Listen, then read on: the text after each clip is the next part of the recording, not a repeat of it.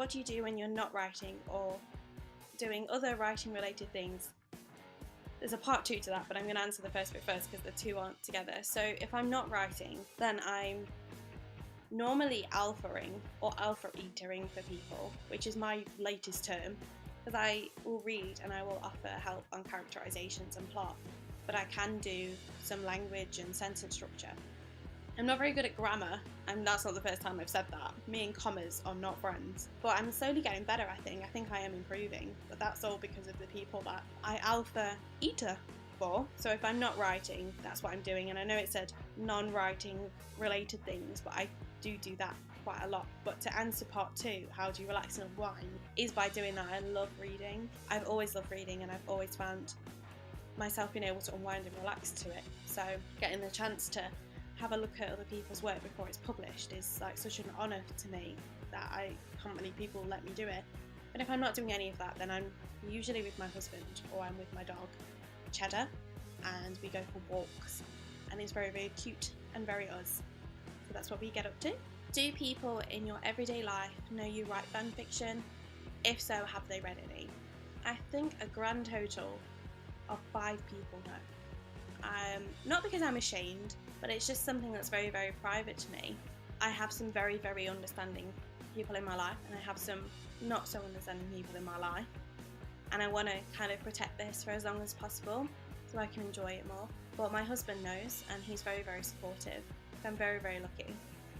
My best friend, DB, that's not her name, it's her nickname, but all the same, she knows. My brother does know.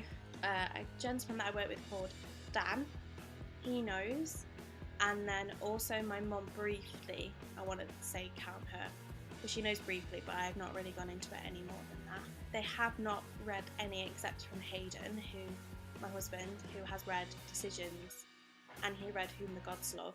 He's read a couple of one-shots that I've been really, really proud of, and he read Protection, which was a Draco and Hermione piece I did for Hermione Duets, which if you haven't all gone and read the entries for that, you totally should, because there are some absolutely amazing works in there and they need lots of love.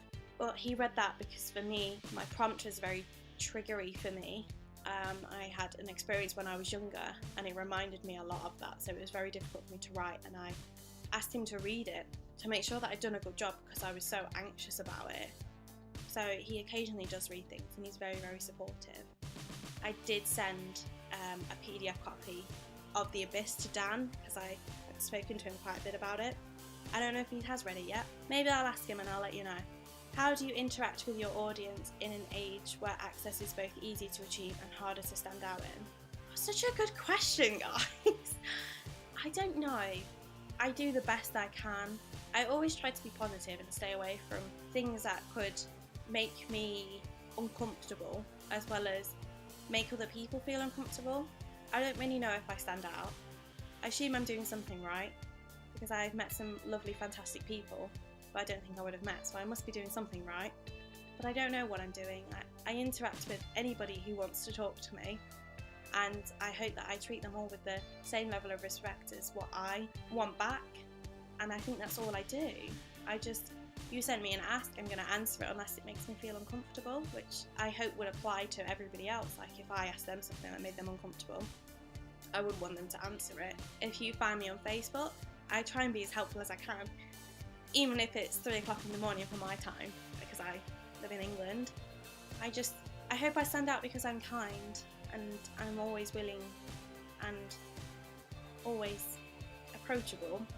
I don't know if that makes me stand out or not. I feel like the question's quite difficult because I don't think of myself like that. I still think of myself as this just regular little British girl that lives in a terraced house on a street that's in a quite a large city. So I don't know, I always feel quite unknown. So I don't really know how to answer. Hopefully some of the people who I talk to might be able to answer it better. That's quite a cop-out for this question, so I'm so sorry. What would you most like your readers to take away with them when they finish your stories? I feel like it's different for each story. I feel like The Abyss, I hope it opens their eyes. I don't want to reveal too much in case people haven't read it, but I hope it opens their eyes. That's what I'm going to stick with. Everything is coming up Draco. I hope people feel like it's believable and that they really root for a couple as I do. The time travelers, why? I hope to gain your tears. No, I'm kidding. But it does make me a little bit happy when people cry. Because I cry when I wrote it, not because I like people sobbing over me. I feel like any piece of my work, if I can make you feel something, then I've done my job. Whether that's opening your eyes to something, making you smile. I just want to make people smile or feel things. Or make things a little bit easier on a rough day. And if I do that, then I've achieved my goal. And that's all I really want as a writer. I always say to somebody, my goal in life is to hold a book that I've written. And not like sell lots, like I'm not bothered if it, I just want to hold it. And I just want to know that I've actually done something. But then if I watch someone pick that up and they smiled, they don't even have to buy it. That's it. That's it done for me. I'm just a happy girl who just wants to make people smile.